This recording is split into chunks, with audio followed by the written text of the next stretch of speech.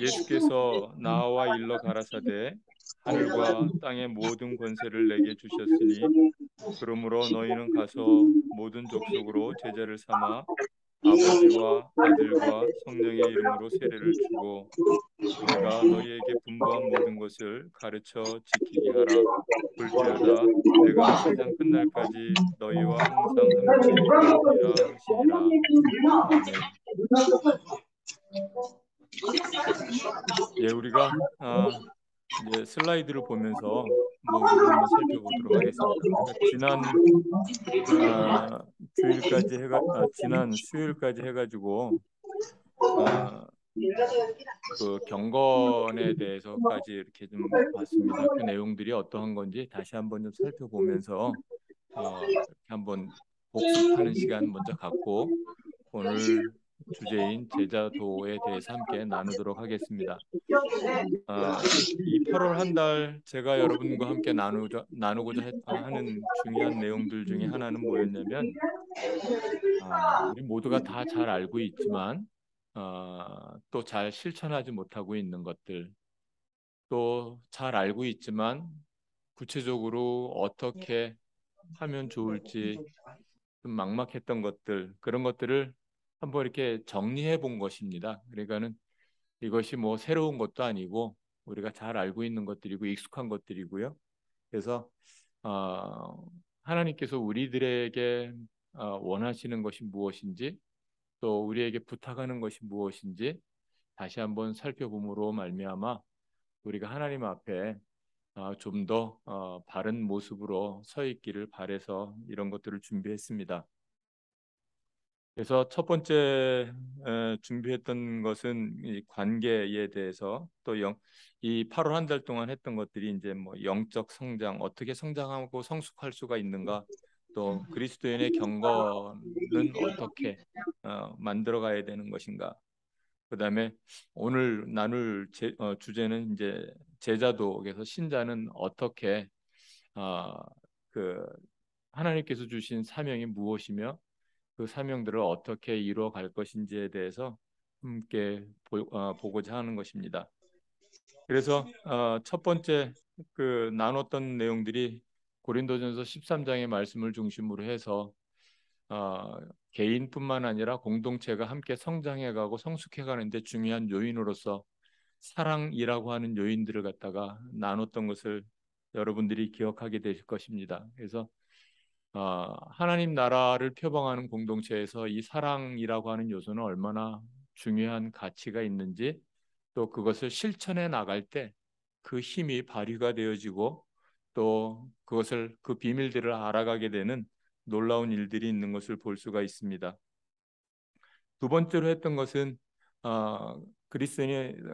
그리스도의 장성한 분량에 이르도록 성장해 가는 이 자라감에 대해서 이야기를 했습니다. 그래서 성경은 그리스도인들의 성장에 대해서 이야기를 하기를 뭐라고 얘기를 하냐면 믿는 것과 아는 것이 하나가 될 때 비로소 그리스도의 장성한 분량에 이르도록 자라갈 수 있다라고 이야기를 하는 것이죠. 믿는 것과 아는 것이 하나가 된다라고 하는 것이 시사하는 바가 굉장히 큽니다. 왜냐하면 그것은 삶의 실제이기 때문에 그렇습니다. 흉내내서 되는 것이 아니고요. 뭐 어디서 배워서 되는 것이 아니라는 얘기죠. 그래서 그리스도인의 삶이 정말 신자다운 삶을 살아갈 때 우리는 우리 일상생활 속에서 그동안에 내가 갖고 있던 세상적인 가치관이며 뭐 그 욕망이며 이런 것들로 인해서 갈등을 하겠지만 그 갈등이 건강한 이유는 뭐냐면 갈등이 없으면 성장도 없고 또 성숙함도 없어지는 것이죠. 근데 갈등하기 때문에 성장할 수가 있는 것입니다. 왜 그럴까요? 내 마음의 앙심 속에서는 또 하나님께서 내 마음 속에서 역사하시는 것은 그 갈등으로 인해서 그것이 해소가 되어서 온전히 극복되어지고 그것이 어, 내 안에서 그 사라짐으로 말미암아 내 삶이 온전한 그리스도인의 삶의 실체를 살 수 있기 때문에 바로 그런 것들이죠. 그래서 이 갈등이 갖고 있는 것은 참 괴로운 거지만 그것이 극복이 되어질 때 신자들은 비로소 성장하게 되고 성숙해져 간다라고 이해를 하셔도 틀리지 않을 것입니다. 그래서 예, 세 번째로 지난주에 했던 것, 지난 수요일 날 했던 것들은 이제 그리스도인이 어떻게 또 이 성장과 성숙한 그리스도인들이 살아갈 때 반드시 나타나는 것이 있다고 한다면 그것은 바로 경건의 모습입니다. 이 경건의 모습은 사도 바울이 어, 훈련을 통해서 우리가 얼마든지 어, 그 소유할 수 있는 것이라고 이야기를 하고 있고요. 이 훈련이 다른 말로 하면 연습이죠.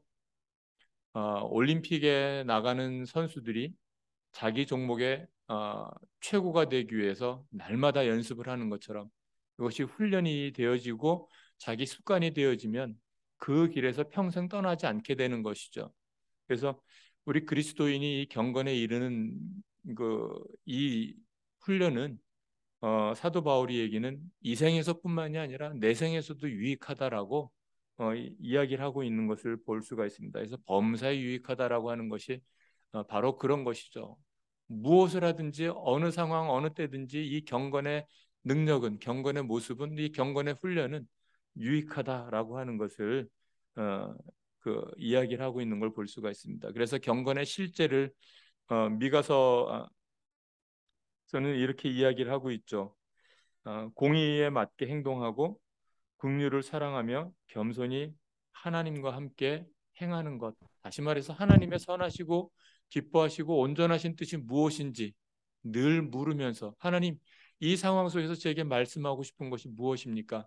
제게 말씀하여 주시면 제가 듣겠습니다라고 하는 이런 태도가 바로 경건의 훈련이고 경건의 모습이라고 하는 것이죠. 신자로서 우리가 하고 있는 일상적인 모습 아니겠습니까? 그래서 이러한 것들이 우리가 모르는 것이 아니라 이미 다 알고 있는 것인데 다시 한번 정리해 보자라고 하는 것입니다. 그래서 로마서 12장에서는 이렇게 이야기를 하고 있습니다. 또 경건의 모습은 이 세대를 본받지 않는 것이다.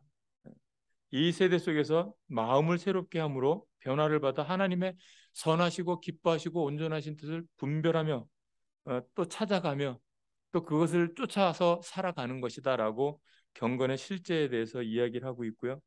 야고보서에서는 야고보 사도가 경건에 대해서 이렇게 실천 사항처럼 이야기하고 있습니다. 경건은 고아와 과부를 돌아보며 자신을 지켜 아까 로마서 12장의 말씀과 마찬가지의 의미죠. 이 세대를 본받지 말고 하는 것이 자신을 지키는 것이죠. 그래서 자신을 지켜서 세상으로부터 물들지 않도록 하는 것, 그것이 경건이다. 다시 말해서 그리스도인의 가치를 따라서 그 가치를 실현하며 실천하며 살아가는 것이 바로 경건의 모습이라고 이야기를 하고 있는 것입니다.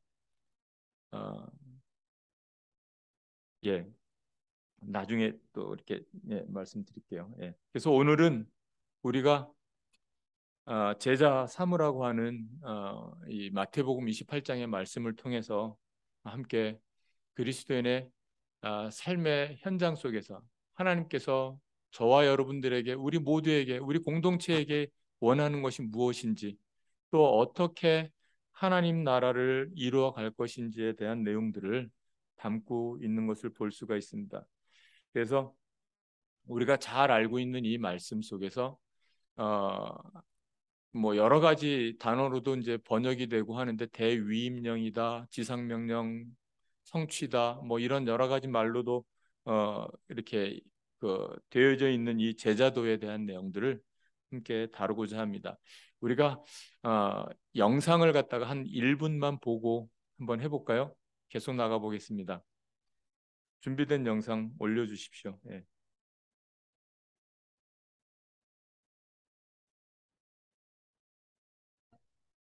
Now to a dramatic story and pictures. The American artistic swimmer, Anita Alvarez, had to be rescued from the bottom of the pool by her coach after fainting at the World Aquatics Championships.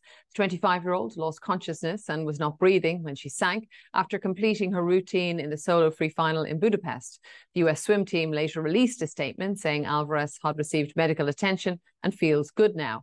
One of the heroes of this story is Andrea Fuentes, the head coach for the USA team. She told the BBC what happened when she realized Anita was having difficulties. 예, 요까지. 예.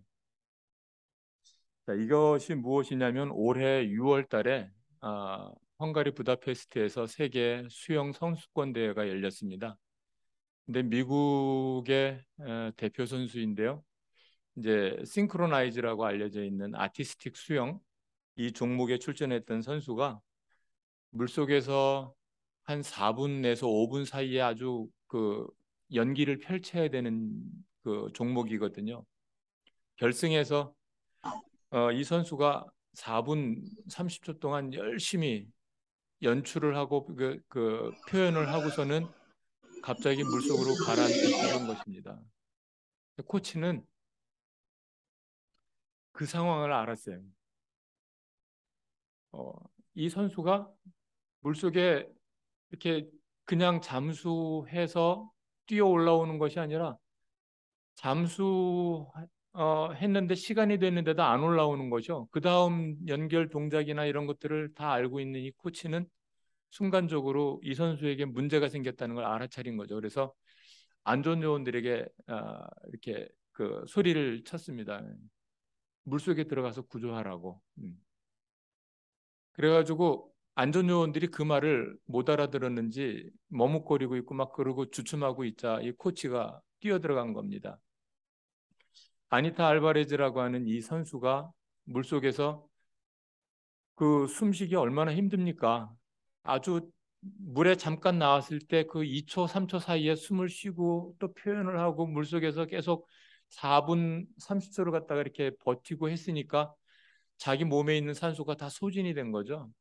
그래가지고 기절을 한 것입니다. 기절을 해서 물속으로 가라앉고 있는 것을 코치가 뛰어들어가서 그를 구해가지고 나올 때 동료 어떤 그 남자 선수가 또 뛰어들어간 걸 보이시죠?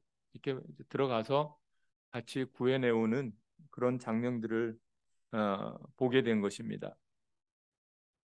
우연찮게 유튜브를 이렇게 보다가 이 뉴스를 보고서는 이거 이 시대에 좋은 어떤 그 드라마 같은 어떤 이야기이기도 하지만 제자 훈련 또 제자도에 관한 좋은 소재로도 뭐 손상이 없겠다라는 생각이 들어서 이렇게 이제 퍼왔습니다. 이 선수가 물에 빠져서 익사되기 전에 자기가 온전히 그 자기의 몫을 다 기절하기까지 최선을 다했던 이 모습을 이제 기억을 하고 또 하나는 이 코치가 이 선수에게 문제가 있다라고 하는 것을 누구보다도 빨리 알아차릴 수 있었던 것은 이 둘 사이에 굉장한 이 끈끈한 관계가 있다라고 하는 것이 뭐 다 아셨을 거라고 이렇게 여겨집니다. 코치가 이 선수에게는 진정한 스승이 아닐까라는 생각이 들었습니다.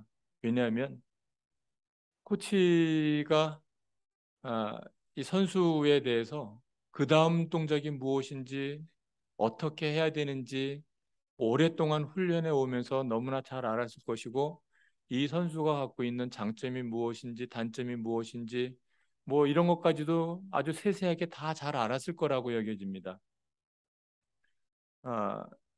그래서 이러한 그 선수에게 그 아니타라고 하는 선수에게 문제가 생겼을 때에 코치는 금방 알아차릴 수 있었을 것이고요. 그래서 그 문제들을 해결하기 위해서 즉각적으로 행동에 옮겼다라고 하는 것들을 보면서 이 공동체가 갖고 있는 이 공동체성에서 우리 또 교회 공동체 하나님의 나라를 표방하고 있는 공동체인데 우리가 이렇게 민감하게 또 그 반응할 수만 있다고 한다면 공동체가 훨씬 더 견고하고 하나님 나라의 공동체로서 조금 더 손색이 없겠다라는 생각들이 들었습니다.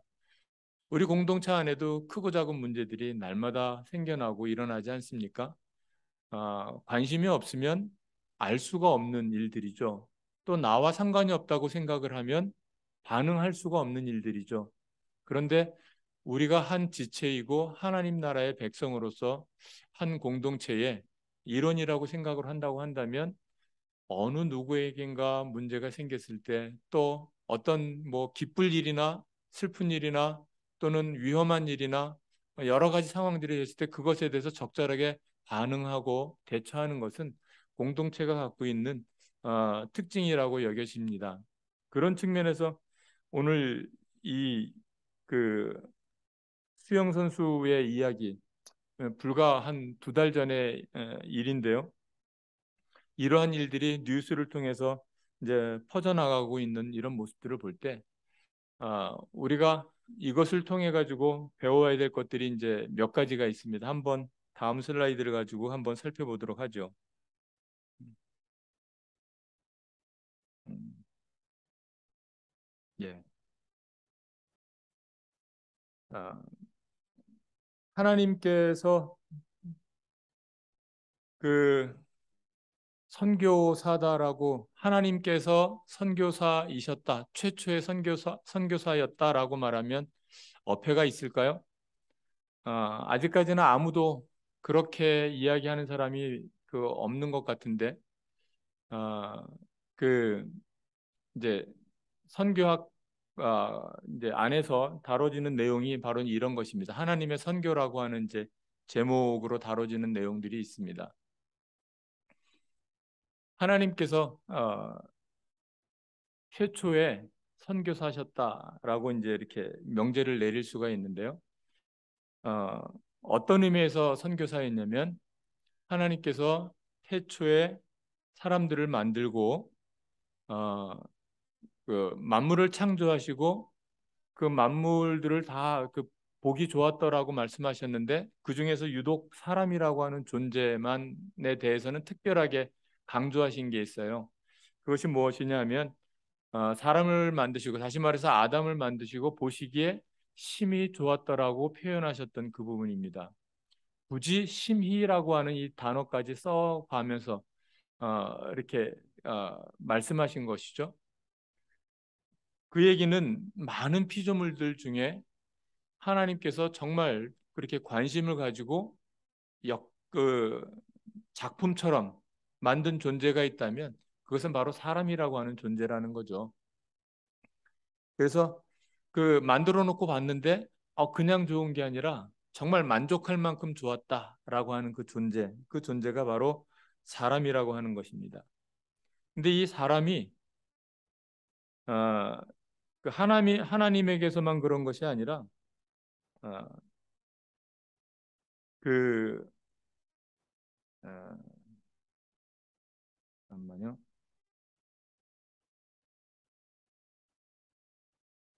그 그 인간이 그 사람이 어, 타락하자 어떤 일들이 벌어졌습니까? 그 영혼이 에덴 동산에서 쫓겨나게 되고 죽을 수밖에 없는 상황들로 된 이 피조물 하나님이 정말 심혈을 기울여서 만들었던 그 피조물인 그 사람을 그 범죄함으로 말미암아 낙원에서 쫓겨나게 되고 또 영원히 죽을 수밖에 없는 존재가 되었다라고 하는 것이죠. 그래서 사람들이 계속 번성하고 어, 긍정적으로 또 하나님이 원하시는 대로 창조성을 회복하면 좋겠는데 그러지 않고 계속 죄의 모습은 눈덩이처럼 번져나가는 그 사람들의 모습을 하나님은 목격하시게 되는 것이죠. 너무 안타깝게 여긴 나머지 이들을 구원하기 위해서 스스로 사람이 되기로 결정하셨죠. 그래서 인간의 몸으로 오신 예수 그리스도. 그래서 사람들을 향한 최초의 선교적인 태도를 행동을 액션을 취한 분이 바로 하나님이시다라고 하는 것이 하나님이 선교의 그 골자인 것입니다. 그래서 우리 예수님의 사역 가운데 가장 중요한 것이 무엇이었냐면 인류의 죄를 구원하기 위해서 죄인들을 구원하기 위해서 스스로 십자가의 길을 택하셨다라고 하는 내용이죠. 이것이 바로 우리가 고린도서에서 공부했던 십자가의 도에 대한 내용 아니겠습니까? 그래서 예수님께서 십자가에 달려 돌아가시고 우리의 죄를 어, 그 속박 사해 주시고 어, 그 억압된 것으로부터 풀어 주시고 사해 주시고 그러고 나서 어, 올라가실 때 부활하시고 승천하실 때 말씀하신 것이 오늘 본문의 내용들인 것입니다. 그래서 이 대위임령 그럴 때 땅끝까지 이르러 증인이 되어 달라라고 부탁하신 이 말씀 속에서 우리가 중요하게 봐야 될 내용들이 있는데 그 내용이 뭐냐면 이 세계 원이 공통적으로 만나는 이 공통 분모가 있다면 그 공통 분모는 바로 다름이 아닌 사람이라고 하는 것이죠.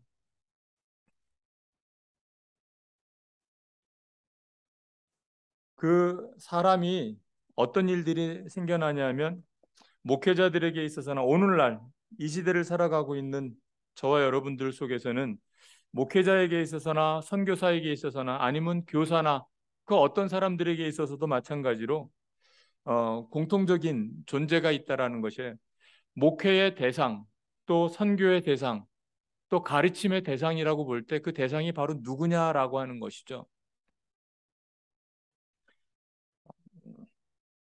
그 대상은 바로 다름이 아닌 제자인 것을 볼 수가 있습니다. 예.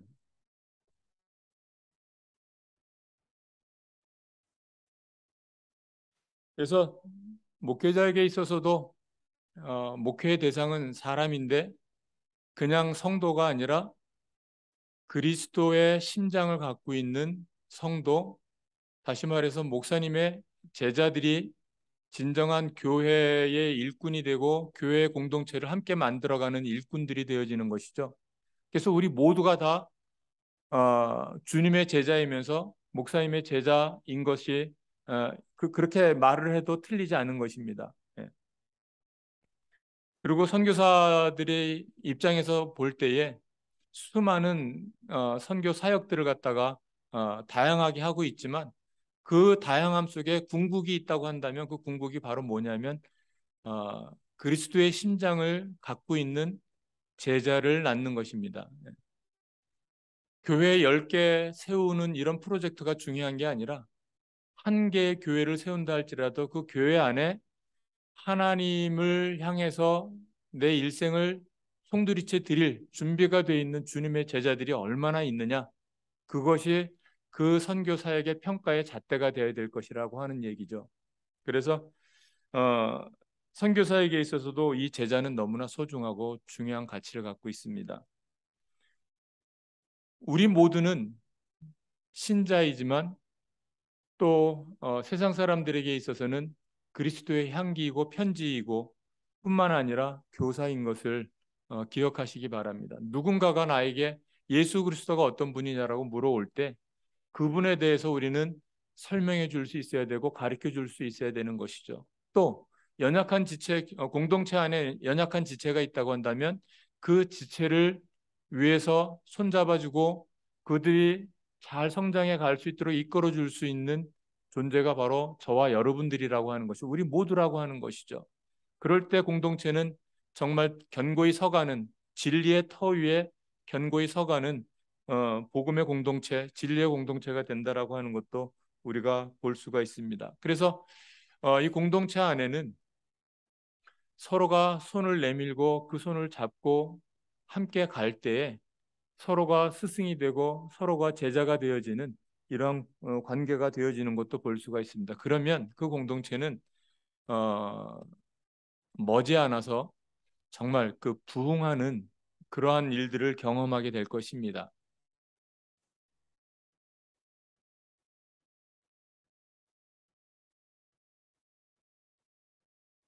그래서 그리스도인의 삶을 이제 우리가 어떻게 살아갈 것이냐에 대한 것들이 이제 어, 중요한 이슈가 되는데 여러분들에게 오늘 이러한 것들을 준비하면서 함께 나누고 싶었던 여러 가지 내용들 중에 이제 그 중요한 것은 바로 이것입니다. 어떻게 제자의 삶을 살아갈 수 있는 것인가? 제자의 삶을 잘 살 수 있는 비결이 있다면 그 비결이 무엇인가라고 하는 것이죠. 그래서 그리스도인의 삶을 발전시키고 또 지속할 수 있는 중요한 몇 가지 것이 있다고 한다면 여기 나와 있는 대로 성경 공부며 경건의 훈련이며 섬김이며 뭐 이러한 것들이 정말 중요한 요소가 될 것이라는 얘기죠. 또 전문의로서의 어떤 직업 선교 혹은 뭐 사역 그다음에 훈련 이런 것들을 갖다가 포함하고 있는 것이기도 합니다. 아, 우리가 직장 생활을 하고 일터에서 일을 할 때 그 일터가 나의 어떤 생계만을 위한 일터라고 한다면 그것은 세상 사람들과 조금 더 다르지 않은 가치를 갖고 사는 것일 것입니다. 그런데 조금 다른 각도에서 생각을 해보면 하나님께서 하나님 나라를 위해서 이 직장에 나를 파송했다라고 생각을 한다면 그럴 때에 이 직장은 완전히 새로운 그 가치를 갖게 되죠. 선교적인 가치를 갖게 되는 것입니다. 사역적인 가치를 갖게 되는 것이죠.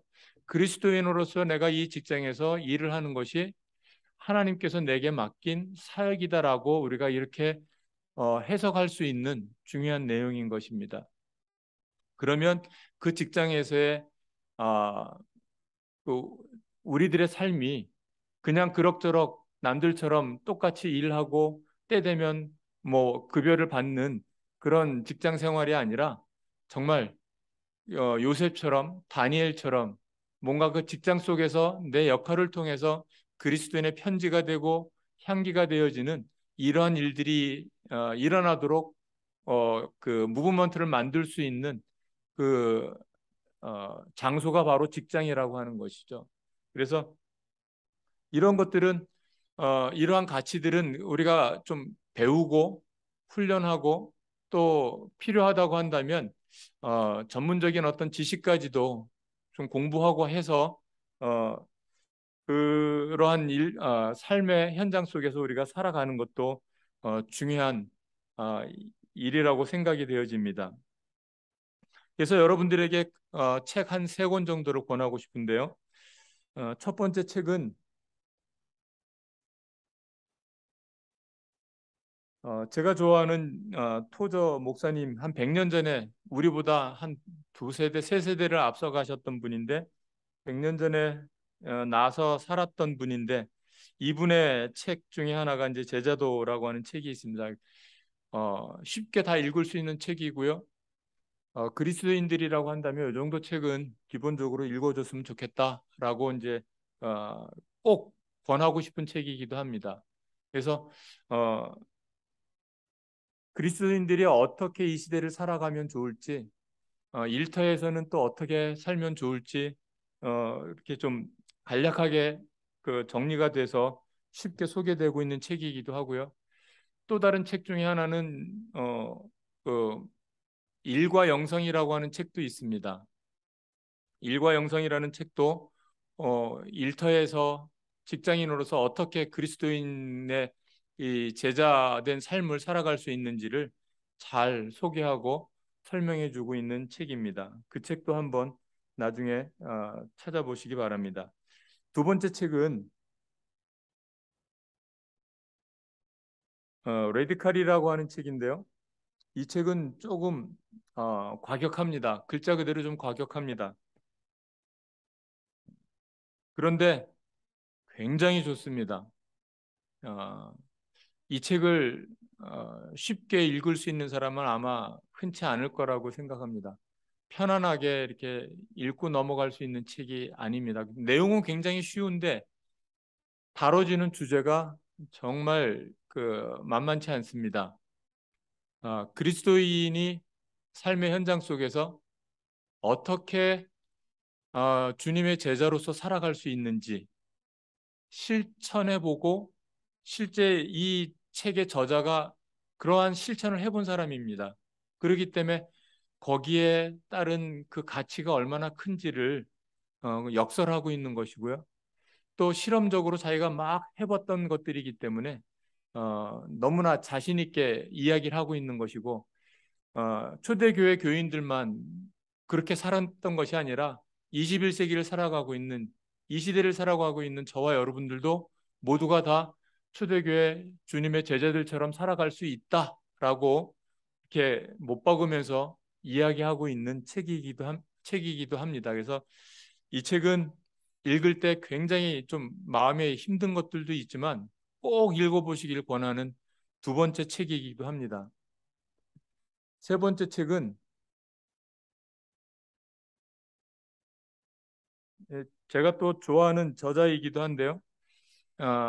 이 사람은 신학자이기도 하지만 미국 대학의 교수이기도 하고 그래서 그렇습니다. LA에 가면 서든 캘리포니아 대학이 있습니다. USC라고 하는 대학인데 UCLA하고 쌍벽을 이루고 있는 아주 좋은 대학입니다. 그 대학의 사회학과 교수로 일을 하고 있으면서 학생들에게 역사도 가르치고 철학도 가르치고 또 오픈 강좌로서 뭐 그 시민들도 와서 들을 수 있는 좋은 신학 강좌들도 많이 이렇게 열어서 하고 있는 교수이기도 합니다. 이 양반이 쓴 책 중에 하나가 이제 잊혀진 제자도라고 하는 책인데 역시 제자도에 관한 책입니다. 21세기 들어와서 언제부턴가 교회는 힘을 잃었다라고 이야기를 합니다. 힘을 잃은 이유가 뭐냐면 제자도를 더 이상 가르치지 않기 때문에 실천하지 않기 때문에 그렇다라고 이야기를 하고 있습니다. 그래서 이 책은 조금 어렵지만 그래도 읽어볼 만하다. 책 좀 읽었다 하는 분들은 레디컬이나 이 잊혀진 제자도 정도는 다 읽어야 되는 책들이라고 여겨집니다. 이런 책을 읽지 않고서도 읽지 않고 나는 경건서적이나 신앙서적을 제법 읽었어라고 말할 수 없는 책인 것이죠. 그래서 꼭 한번 우리 같이 읽어보고 또 좋은 배움의 시간이 되었으면 좋겠다는 생각도 되어집니다. 이러한 제자의 삶을 현대인인 저희들은 이렇게 소개로 듣고 배우고 훈련하고 해서 살지만 이미 그런 훈련 없이도 실천적으로 살았던 우리 믿음의 선배들이 있습니다. 그 선배들 중에 하나가 이제 바로 이런 분입니다. 어, 제가 그 중국 연변에서 선교사로 살았었는데요. 그 연변 지역엔 너무나 잘 알려져 있는 어른입니다. 김학연 어, 그 목사님이라고 해야 되겠죠. 예. 나중에는 이제 신학을 하고 목사 안수를 받고 목회를 하고 했던 분이니까 이분은 독립운동가이기도 하고요. 교육자이기도 하고 목사이기도 하고 그렇습니다. 우리가 잘 알고 있는 윤동주 시인의 외숙부 되시는 분이기도 합니다. 이분이 어, 함경도 지방에서 일가들을 이끌고 두만강 넘어서 중국 땅 그때는 만주 땅이죠. 만주 땅 용정에 와서 어, 그 서당을 열게 됩니다. 서당을 열었을 때 이제 개화기가 되어지면서 근대화되어지는 그 시기니까 신학문을 우리 자녀들에게는 가르쳐야 되겠다고 생각을 해서 신민회, 지금으로 보면 저기 남대문 상가에 있는 상동교회 있지 않습니까? 상동교회가 그 신민회의 그 본부였습니다. 그 신민회에 요청을 해서 정재면이라고 하는 선생님이 청년이 명동촌에 오게 됩니다. 그로 인해서 이 명동촌에 복음이 들어가게 되고 교회가 세워지는 이런 일들이 생겨난 게 바로 이 김학연 선생이 학교를 세우고 거기에 그 정재면이라고 하는 선생을 초청하게 된 것이 계기가 된 것이죠.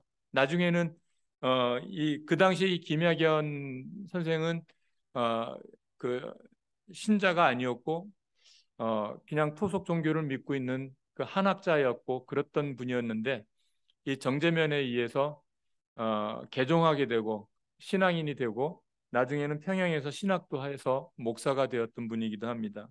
그래서 우리가 잘 알다시피 이 명동학교를 세워서 학생들을 배출했으며 거기 그 지역에 일대에 이 교육 그 운동을 통해 가지고 어, 그 많은 뭐 민족의 얼을 지키고 이끌었던 이런 일들이 있는 일을 했던 분이기도 합니다. 그래서 명동 소학교를 졸업했던 많은 사람들 중에 우리가 잘 알고 있는 이미 고인이 되셨지만 문익환 목사님이나 뭐 또 뿐만이 아니라 윤동주와 함께 생활했던 또 같이 공부했던 또 많은 그 사람들이 있는 것을 볼 수가 있습니다. 어, 똑같은 시기에 미국에서는 그 김학연 선생보다는 한 세대 후에 나온 인물이 있는데 이제 그분은 어, 바로 이분입니다. 어, 글자가 잘못됐는데요. 헨리에타 미어즈라고 하는 여사입니다. 카가 아니라 타 이렇게 되었어야 되는 거네요. 예.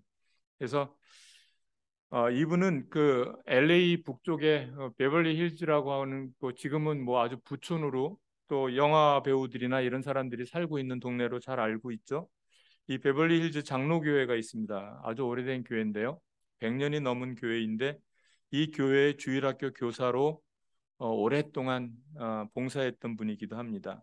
이분이 누구를 가리켰냐면 21세기, 20세기, 21세기, 20세기의 부흥사라고 알려져 있는 이 빌리 그레함 목사님을 주일학교 때 가리켰던 분이기도 하고요. 또 CCC를 만든 빌 브라이트 그 박사를 가리켰던 분이기도 합니다. 뿐만 아니라 지금 그 예수연도단의 로렌 커닝햄이라고 하는 이분도 헨리에타 미어즈 여사의 주일학교 제자인 것으로 알고 있습니다.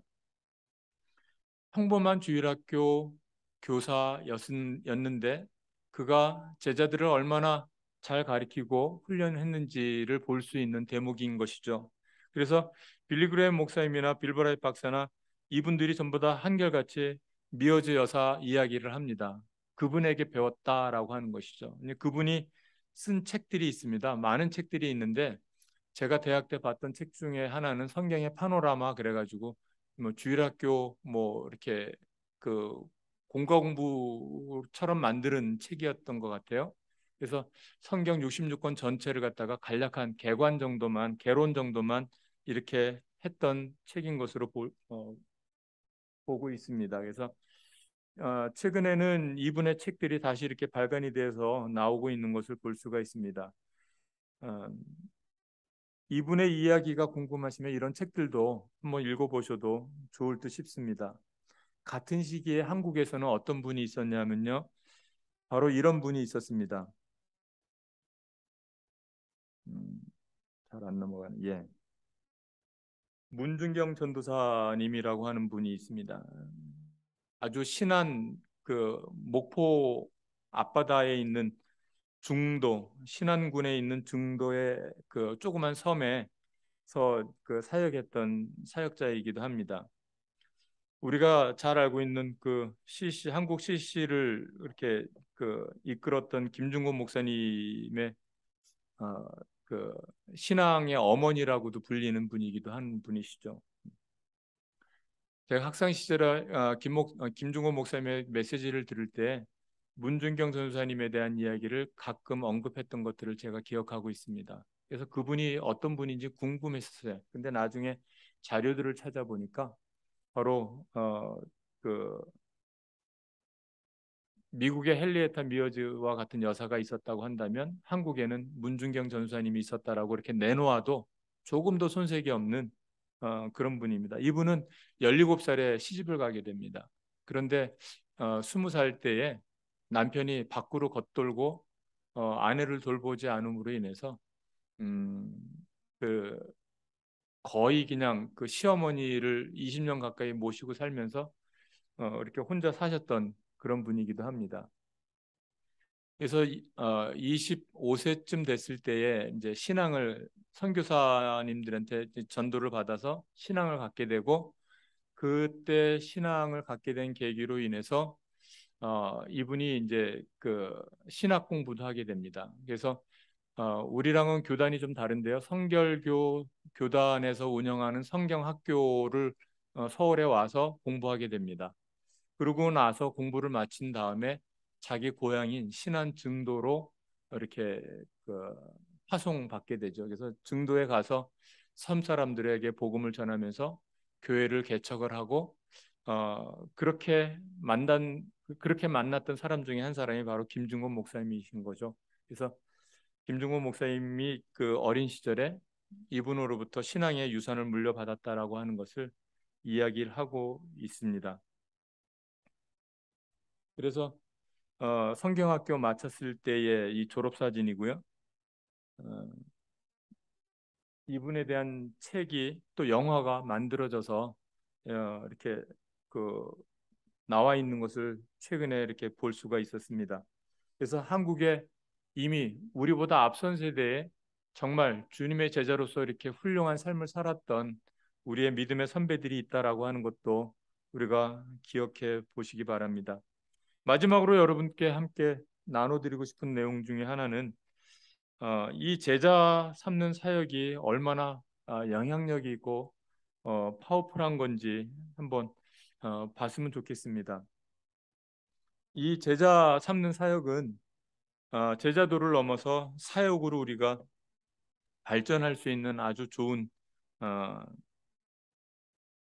것이기도 합니다. 그래서 하나님께서 우리에게 주신 예수님께서 마지막으로 부탁하신 이 명령, 가서 제자 삼으라고 하는 이 명령이 얼마나 어, 가치 있고 또 복음화를 위한 어, 그 획기적인 일인지를 한번 설명해 드리는 시간을 갖기를 원합니다.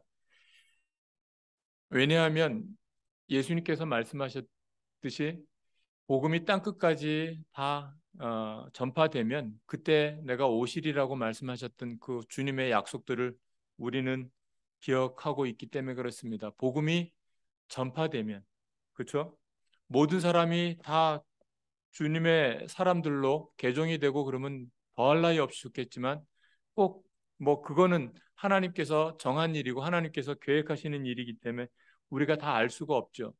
그렇지만 우리에게 주어진 일들은 어느 누구도 복음을 듣지 못하고 죽는 일이 없도록 하는 것. 그래서 모든 인류가 복음을 들었을 때 듣게 되면 주님 오시겠다고 한 그 약속대로 오실 것을 기대하면서 복음을 전하는 일이죠. 그래서 제자 삼는 일은 이 복음화를 갖다가 굉장히 앞당길 수 있는 또 실천할 수 있는 중요한 사역이다라고 하는 것을 한번 이렇게 나눠 보려고 합니다. 뭐 그 제자 삼는 사역을 갖다가 여러 가지로 표현할 수가 있죠. 뭐 순이라고 하는 이름으로도 할 수도 있고 셀이라고 하는 이름으로도 할 수도 있고 소그룹으로도 할 수 있고 우리가 전통적으로 구역이라고 하는 것도 이제 많이 해왔지 않습니까? 또 뭐 어떤 그룹에서 얘기하는 것처럼 목자와 양 뭐 이렇게도 얘기를 할 수가 있죠. 어떤 것으로도 불려도 상관이 없습니다. 하지만 본질은 변하지 않는다라고 하는 것을 기억하시고 저는 제가 익숙한 순의 개념으로서 한번 설명해 보려고 합니다.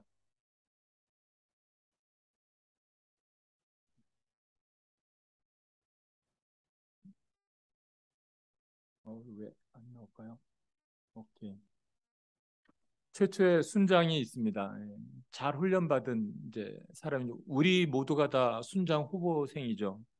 그래서 목사님의 그 가르침을 잘 받고 우리의 믿음이 성장해 가는 것이죠.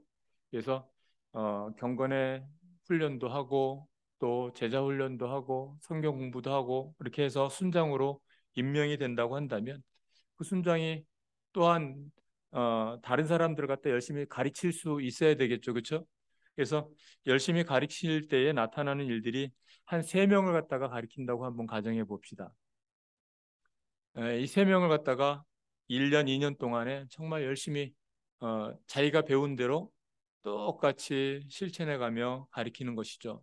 목자와 양의 생각, 그 개념을 생각을 해본다면 예수님께서 말씀하셨죠. 선한 목자는 그렇죠? 싹군 목자가 아니라 선한 목자는 양을 위해서 목숨을 버린다라고 말씀하셨던 이 말씀을 생각한다면 순장이 자기의 순원들을 위해서 그와 같이 삶을 살아가는 것이죠.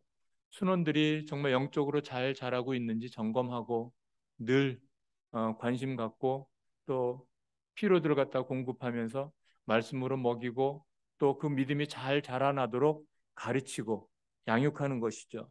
그래서 순장의 역할은 말씀으로 잘 양육하는 것입니다. 그를 위해서 기도하는 것입니다. 그와 함께 손잡고 함께 믿음의 그 성장과 성숙을 위해서 나아가는 것입니다.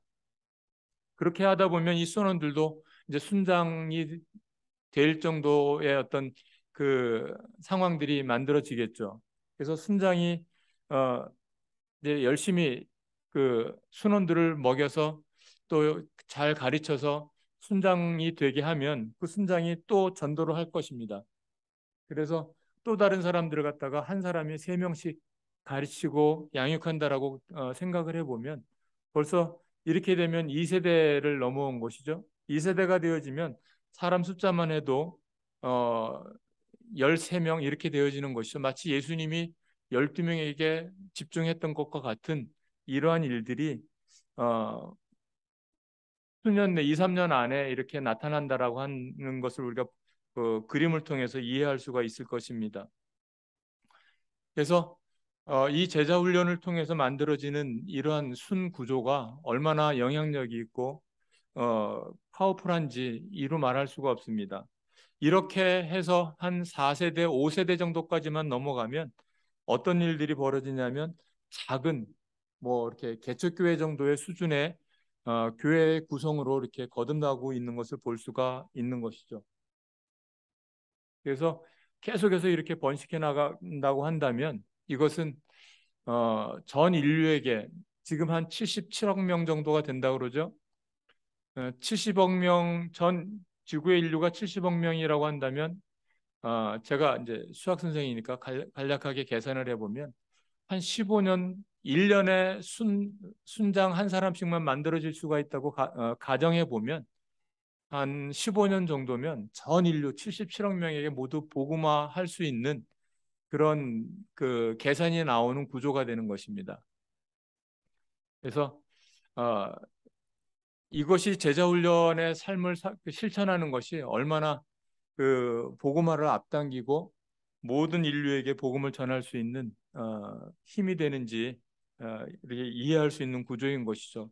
그런데 이제 꼭 이렇게 되어지지 않는다라고 하는 것은 저도 알고 여러분도 알고 있는 것입니다. 단지 수치적으로 또 구조적으로 이렇게 우리가 이 소그룹들을 또 순이라고 하는 것들을 또 셀이라고 하는 것들을 만들어 가면 그것이 교회 공동체가 부흥하고 성장하게 되는 근거가 된다라고 하는 것을 설명드리는 것입니다. 그래서 교회 공동체 안에서는 이러한 일들을 통해서 우리가 제재된 삶을 살아갈 때 우리도 모르는 사이에 부지불식간에 하나님께서 이렇게 우리 안에 어떤 그 좋은 사역의 모델로서 또 부흥의 현장 속에 선한 도구로 하나님께서 사용하시고 또 우리는 쓰임 받는다라고 하는 것을 볼 수 있는 것입니다. 그래서 목자는 이제 굉장히 중요한 가치가 있는데 목자의 자세는 어때야 되냐 하면 어, 순원들과 함께 공감해야 되는 일들이 이제 종종 생기게 되죠. 그래서 아까 수영에서 우리가 바라봤듯이 이런 소그룹 훈련을 하고 그 할 때에 이 성경 공부, 제자 훈련 이런 것들을 통해서 만들어지는 것 중에 하나는 이 코치와 수영 선수와의 이 관계 속에서 되어지는 이 아주 긴밀한 이런 것들이 이 소그룹 운동 속에서는 얼마든지 일어난다라고 하는 것이죠. 그래서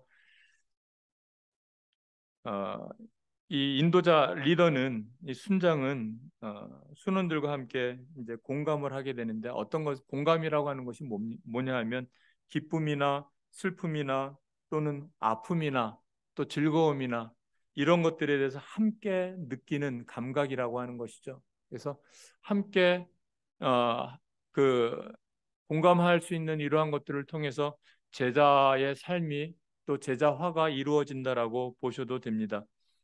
뿐만 아니라 함께 행동을 하게 되는데 어떤 행동을 하게 되냐 하면 제자의 어떤 그 기쁨이나 슬픔이나 아픔이나 이런 것들에 대해서 함께 하는 것이죠.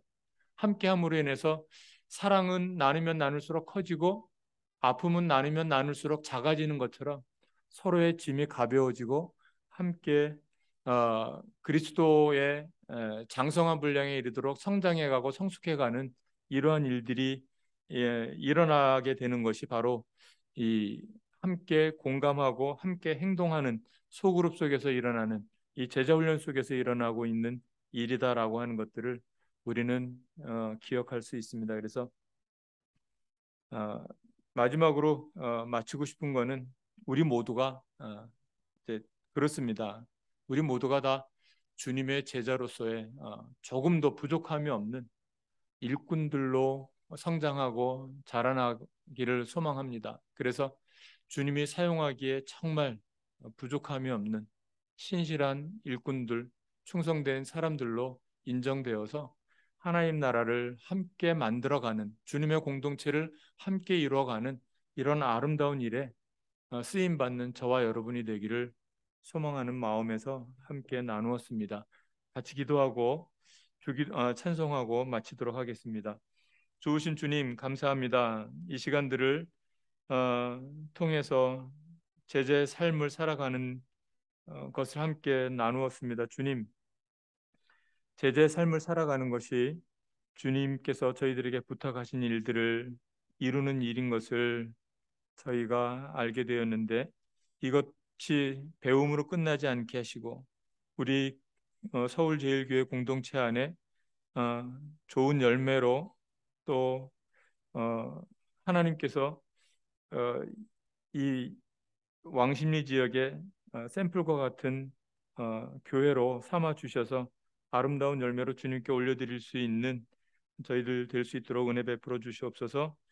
주님 이 시간들을 인도해 주셔서 감사합니다. 감사드리며 예수님 이름으로 기도드립니다. 아멘.